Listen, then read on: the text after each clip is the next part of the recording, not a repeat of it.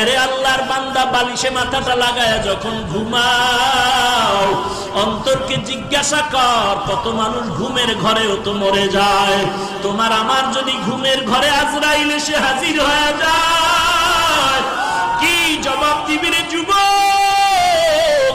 পা দুটো আগায় দে, আমি পায়ে হাত রেখে বলি, গুনাহের কাজ করিস না রে যুবক, তওবা কর, তওবা কর, আল্লাহর কাছে তওবা কর।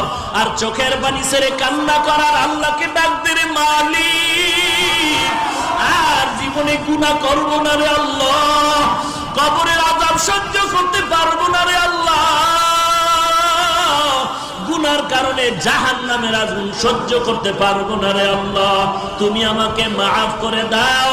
আজকে থেকে তওবা করতেছি, আর নামাজ ছাড়বো না, আর দাড়ি কাটবো না, মা বাবাকে কষ্ট দিব না, আর কোনদিন আল্লাহওয়ালার বিরোধিতা করব না, আর উলামায়ে কেরামের বিরোধিতা করব না, কারো গীবত শিকায়ত করব না, আর দেশের বিরুদ্ধে জাতির বিরুদ্ধে ষড়যন্ত্র করব না। আজকে থেকে সহিভাবে ওই কোরআনটা পড়ব।